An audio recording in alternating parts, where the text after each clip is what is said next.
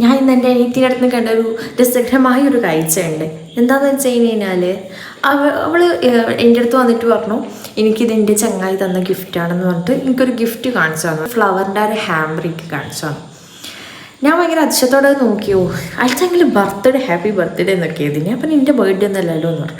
അപ്പോൾ പറഞ്ഞു അത് ഞാൻ വെറുതെ എഴുതിയതാണ്, ഓൾ എനിക്കിത് മാത്രം ഗിഫ്റ്റാണ്. എൻ്റെ ബ്രദറും ഓളും കൂടി കളിച്ചിട്ട് അത് പിച്ച് ചീന്തി അങ്ങോട്ടും ഇങ്ങോട്ടൊക്കെ ആക്കി. അപ്പം നോക്കുമ്പോൾ അത് എൻ്റെ ഫ്ലവർ, അതിൻ്റെ ഉള്ളിലുള്ള ഡെക്കറേഷൻ ഫുള്ളും എൻ്റെ സാധനത്തിൽ കൊണ്ട് ഉണ്ടാക്കിയത്. ഓളെങ്കിൽ വെറുതെ ഇരിക്കുകയില്ല. ഓൾക്ക് എന്തെങ്കിലും ഇങ്ങനെ ഉണ്ടാക്കിക്കൊണ്ടിരിക്കണം, വരച്ചുകൊണ്ടിരിക്കണം, എഴുതിക്കൊണ്ടിരിക്കണം, ഇങ്ങനെ അനങ്ങാണ്ടിരിക്കുന്ന ഒരാളേ അല്ല. അപ്പോൾ എനിക്ക് മനസ്സിലായി ഈ സാധനമൊക്കെ എൻ്റേതാണ്. ഞാൻ നോക്കുമ്പോൾ എല്ലാ പ്രൊഡക്റ്റും എൻ്റെ സാധനങ്ങൾ, ചെറിയ ചെറിയ സാധനങ്ങൾ, എന്താ പറയുക, പെൻസിലായിക്കോട്ടെ, അതിൽ കളർ ഉപയോഗിച്ചത്, അതിൻ്റെ പേപ്പറും ഒക്കെ എൻ്റെ സെൽഫിലുണ്ടായ സാധനങ്ങളാണ് ഓൾ അതിനെ കൊണ്ട് ഉണ്ടാക്കിയത്. അപ്പോൾ എനിക്ക് മനസ്സിലായത് എന്താണെന്ന് വെച്ച് കഴിഞ്ഞാൽ, നമ്മൾക്ക് ഗിഫ്റ്റ് തരാൻ അല്ലെങ്കിൽ നമ്മൾക്കൊരു സാധനം തരാൻ ആരും ഇല്ലെങ്കിൽ നമ്മളെ തന്നെ എന്ത് ചെയ്യും, എല്ലാം കൊടുക്കും.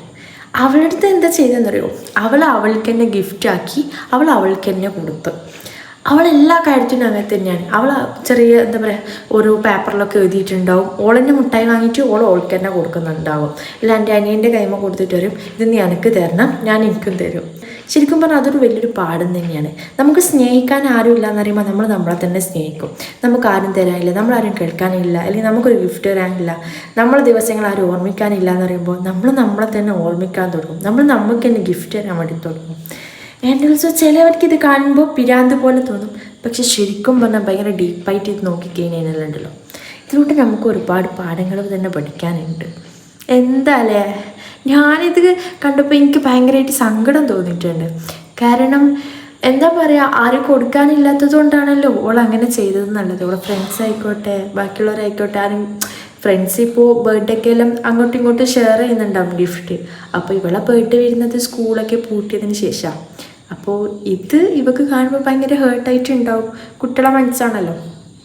അപ്പോൾ അവൾക്ക് തന്നെ എന്ത് ചെയ്തു, ഗിഫ്റ്റ് ചെയ്തു.